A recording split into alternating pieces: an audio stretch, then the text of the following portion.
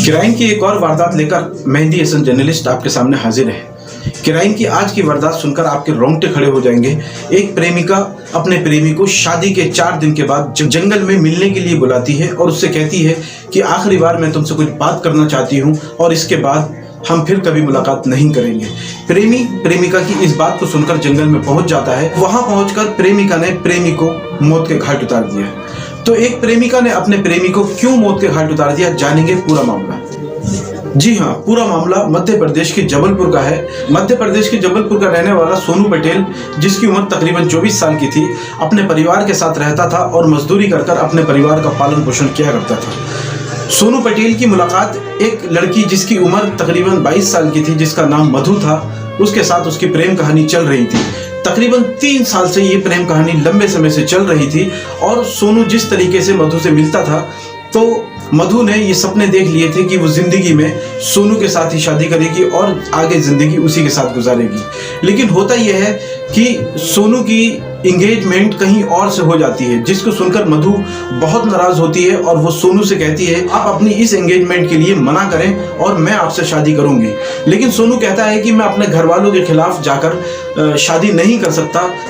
इसके बाद मधु बहुत परेशान हो जाती है और उसके बाद मधु फिर वहां पर जहां पर सोनू की एंगेजमेंट हुई थी वहां पहुंचती है और उसकी ससुराल में जाकर वहां के लोगों से कहती है कि मैं और सोनू एक दूसरे से प्रेम करते हैं और ये प्रेम हम तकरीबन 3 साल पहले से करते आए हैं और मैं ही सोनू के साथ में शादी करूंगी।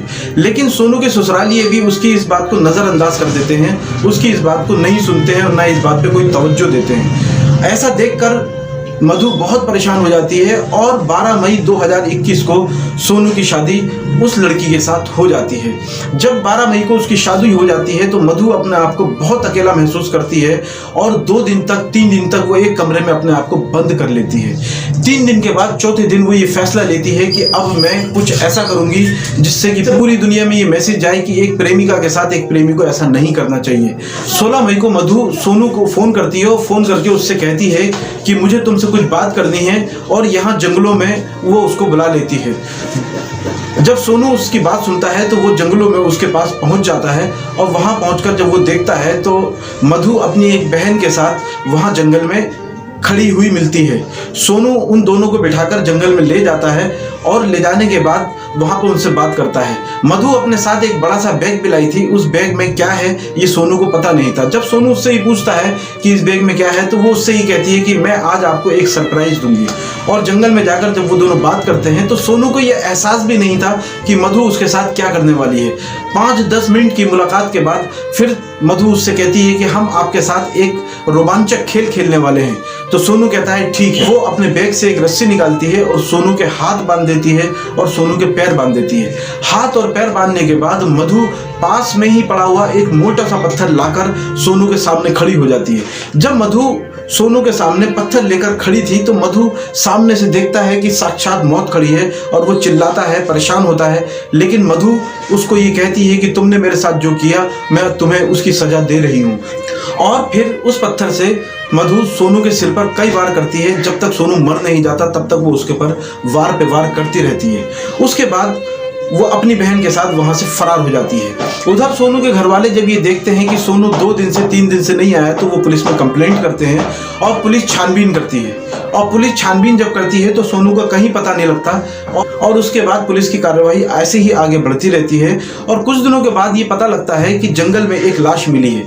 जब पुलिस वहां पहुंचती है और देखती है लाश के बारे में तो उसकी निशानदेही पर वो सोनू के घर वालों को बुलाती है और सोनू के घर वाले उस लाश की पहचान करते हैं। जब सोनू के घर वाले उस लाश की पहचान करते हैं उसके बाद फिर पुलिस उस बात की खोज करना शुरू कर देती है कि आखिर क्या हुआ है इसके साथ। लेकिन पुलिस इस बात का खुलासा नहीं कर पाती और उन्हें लगता है कि शायद ये सुसाइड मामला है।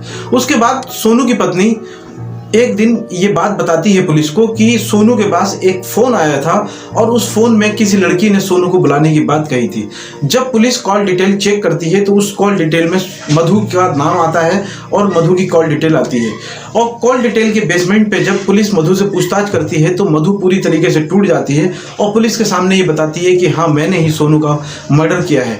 और वो ये कहती है कि मुझे इस बात का कोई अफसोस नहीं है कि मैंने सोनू का मर्डर कर दिया और मैं खुशी खुशी जेल जाना चाहती हूँ।